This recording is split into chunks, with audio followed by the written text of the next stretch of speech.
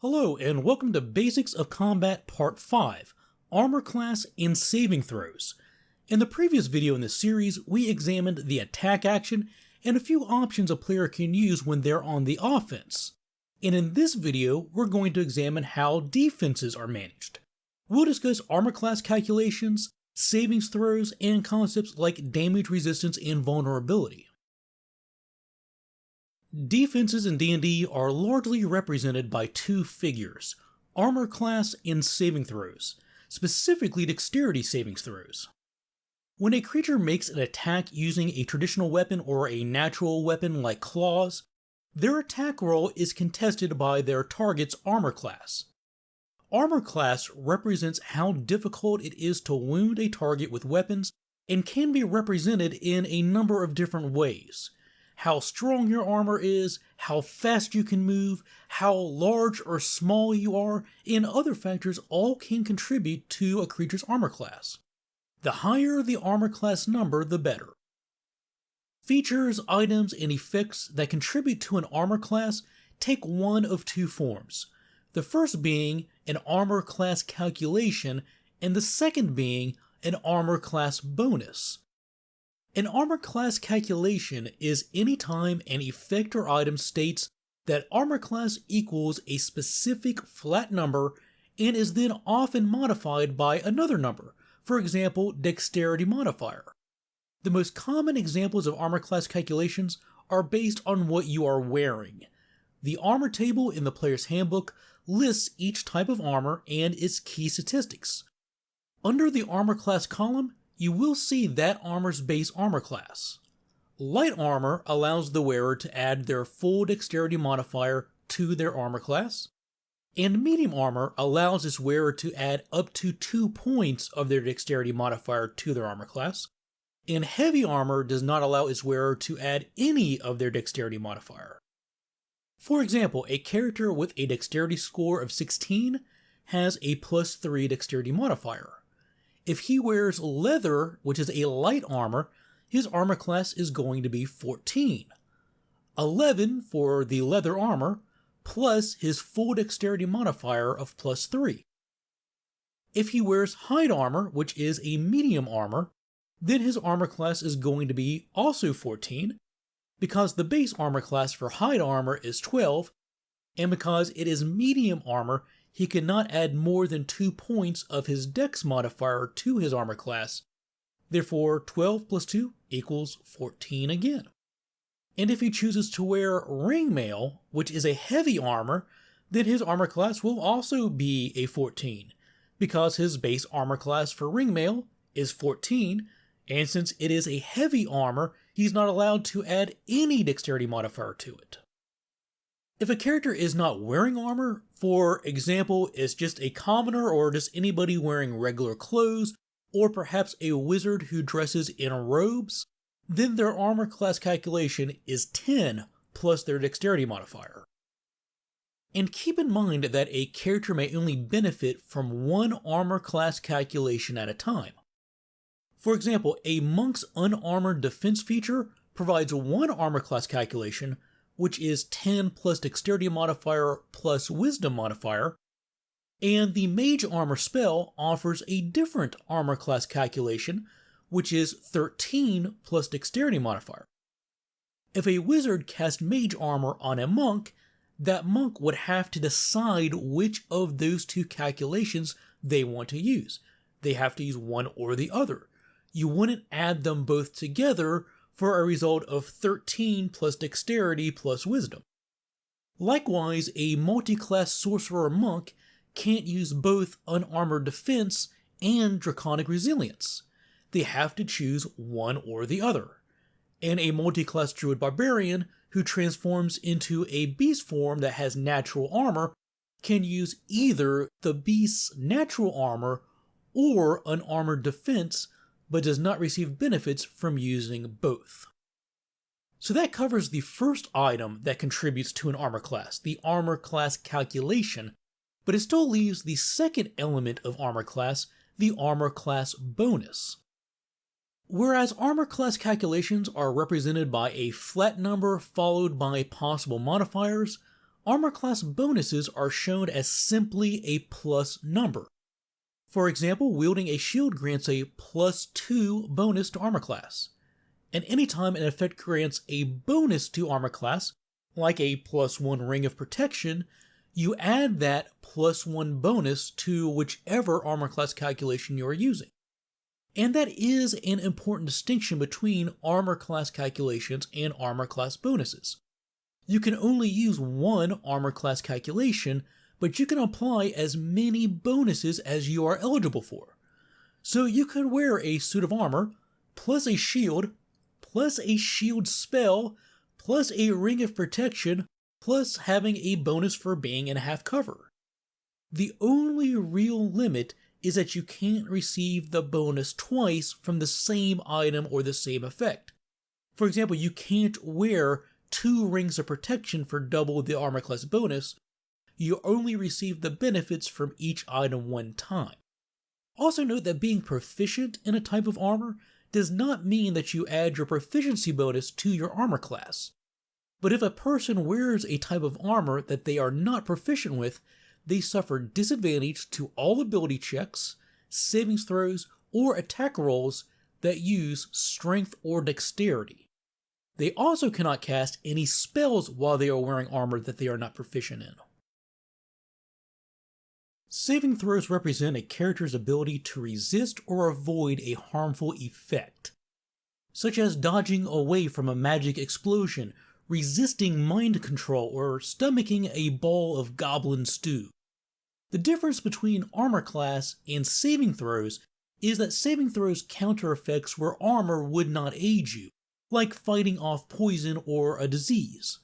And the key difference between a saving throw and an ability check is you generally do not get to choose to make a saving throw. Saves are forced on you by other creatures or other circumstances. Saving throws are made by rolling 1d20 and adding a relevant ability modifier. And characters are proficient in a number of saving throws based on their class. When making a savings throw using an ability that you are proficient in, then you add your proficiency bonus to the roll as well. The roll's total is then compared to a difficulty class determined by the DM, and if the total is equal to or greater than the DC, then the saving throw is a success. Each effect's description should list what happens on a success or on a failure. It's not uncommon for characters to still suffer half damage or other reduced effects even when they succeed on their saving throw. For example, an evil lich attacks you with a fireball spell. If the lich was attacking you with a sword, then they would make an attack roll against your armor class. But we see in the description for fireball that the caster does not make an attack roll here. Instead, the target of the spell rolls a dexterity saving throw. Your chainmail shirt isn't going to protect you against a massive explosion of magical fire, so it doesn't make any sense for a fireball to be resisted by your armor class. Instead, we need to test how quick your reflexes are, and if you can jump behind cover or otherwise find a way to avoid that blast. So in this example, you would roll 1d20 plus your dexterity modifier plus your proficiency bonus if you are proficient with dexterity saves, and then compare that total against the Lich's spellcasting DC. If your total is equal to or greater than this DC, then you succeed the saving throw. If your total is lower, then you fail the saving throw. And as we can see in the description, if you fail the saving throw, you suffer 8d6 damage. And even if you succeed on that saving throw, you still suffer half that damage. Armor class and saving throws help a character to avoid damage, but another way to minimize damage is to have some form of damage resistance. Some creatures are naturally more resilient or fragile against specific forms of attack or damage. This is represented in D&D as having resistance or vulnerability to that type of attack. When a creature has damage resistance, all damage of that type that they would normally suffer is cut in half. For example, undead shadows are naturally resistant to acid, cold, fire, lightning, thunder, and attacks from non-magical weapons. If any attack or effect applies damage of any of those types or sources, then the shadow only suffers half the normal damage. Let's say someone attacks this shadow with a Burning Hands spell. The shadow fails their dexterity saving throw, and the attack inflicts 15 points of fire damage. Since shadows have resistance against fire, this damage is cut in half, and the shadow only suffers 7 points of damage. Now let's say the shadow is standing within an unholy aura that reduces all damage to undead creatures by 5. That Burning Hand spell that would normally deal 15 points of damage now only hits the shadow for 5 points of damage. The amount normally suffered is what is halved, not the original total. So it's 15 minus 5 for the unholy aura, that makes it 10, and that 10 is cut to half due to fire resistance for 5 points of damage, as opposed to the original 15 being cut in half and then subtracting 5 from it for a total of 2. The opposite of resistance is vulnerability. When a creature is dealt damage from a source they are vulnerable to, they suffer double the amount that they normally would. And we can see here the shadow is vulnerable to radiant damage. If you attack the shadow with a Guiding Bolt spell instead of a Burning Hand spell, you would normally deal 12 points of damage. But because this is radiant damage, and the shadow is vulnerable to radiant damage, it is therefore doubled and the shadow would suffer 24 points of radiant damage. Also, it's good to know that multiple forms of resistance and vulnerability do not stack.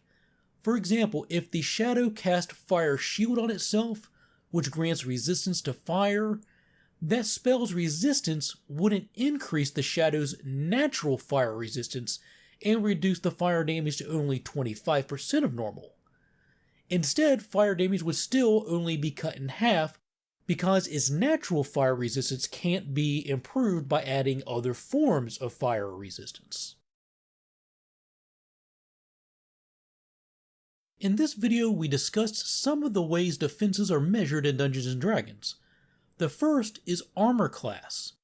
When someone attacks with a weapon, their attack roll is contested by the target's armor class. The higher the armor class, the better. The standard armor class calculation is based on what you are wearing. If you are not wearing armor, then your armor class is 10 plus your dexterity modifier.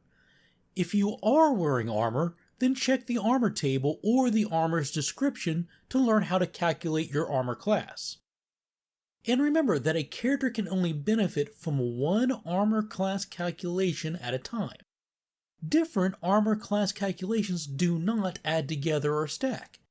But multiple armor bonuses, like a Shields plus 2 bonus, may be added to your armor class calculation to arrive at your final armor class score. Saving throws represent another way characters avoid taking damage. These are generally called for when a character is subject to an effect that would not be impaired by wearing armor. For example, poisons, disease, mind control, and magical explosions. When an effect calls for a saving throw, the target rolls 1d20 plus a relevant ability modifier, and if they are proficient in that type of save, then they also add their proficiency bonus. The DM should refer to the description of each effect to learn the results of either succeeding or failing the saving throw. And it's also worth noting that several effects that require a saving throw still apply damage or other negative effects even when the target succeeds on their saving throw. And we also talked about resistance and vulnerability. A creature with damage resistance suffers half as much damage than normal from specific types and sources of damage, and a creature with damage vulnerability suffers twice as much damage as normal from specific damage types. And don't forget that multiple sources of the same type of resistance or vulnerability do not add together.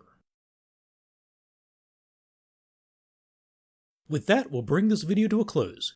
If you found this video helpful, please give us a like, and don't forget to click that subscribe button and the bell so you never miss out on our future videos. Leave us a comment letting us know what topics you'd like to see covered in our future videos, and we can always be reached through our Twitter and Facebook pages too. If you'd like to use some of the maps that we feature in our videos in your own games, you can find them at Maps of Mastery. A link to that store can be found in the description. Thanks for watching, take care, and we'll see you soon with more basics for your favorite tabletop games.